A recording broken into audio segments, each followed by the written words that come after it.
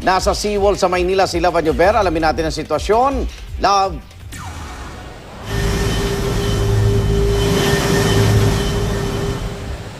Igan, ito ngayon mula sa Welcome Rotonda, pinuntahan natin itong Manila Bay, dito sa may Baywalk area sa Maynila. At makikita natin ngayon na talagang napakalakas medyo malakas yung hangin, hindi naman napakalakas. Medyo malakas po yung hangin dito.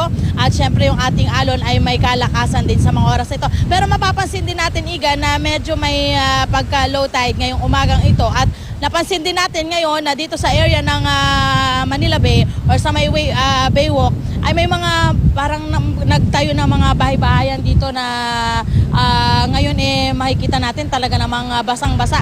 Magtatanong tayo dito sa ating mga kapuso kung ano yung ginagawa na dito. Magandang umaga, Nay. Kumusta? Ay, ayun to. Sir, kumusta ho kayo? Hindi ako, lang di ako. Anong para sa ano ito mga bahay-bahay dito? Or parang mga... Huwag kami mabasa. Ha? Para huwag kami mabasa po. Dito ba kayo natulog? Oo, yung bangka namin, yung babantay namin. Bakit ho kayo dito natutulog? Nangingisda po kami, naglalambat, nag-aalimasag. Nangingisda kayo dito? Nag-aalimasag. Nag-aalimasag. Opo. Pero hindi nyo, ito, paano yan? Dito kayo nakatira? Siyempre, para mabantayan namin mga gamit namin. Ganun lang.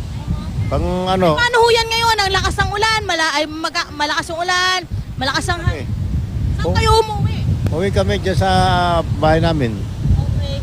Ayan, Igan, makikita natin dito ngayon, medyo nagtatanggal yung iba.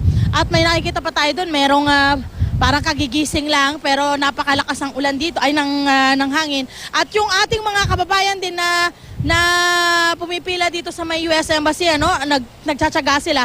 Meron din pila dito. Aray ko, dito tayo. Nadapa raw ako. Dito, wait lang. Ano ba tayo? Ito, Igan, sa may area naman dito sa may malapit sa ating daanan patungo ng dito sa Rojas Boulevard. Ito yung mga kababayan naman natin. Nagtsatsaga sila. Ang haba rin ng pila dito ng ating mga kababayan para doon sa, siguro mga nag-a-apply ito para sa mga US visa. Ito, nagtsatsaga sila.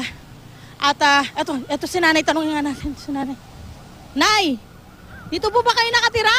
Yeah, hindi po. Inabot lang. Inabot lang. Paano yan? Lakas ng hangin, Nay. Ito nga, hindi makapaglipit. Dahil mababasa. May kasama kayo, Nay?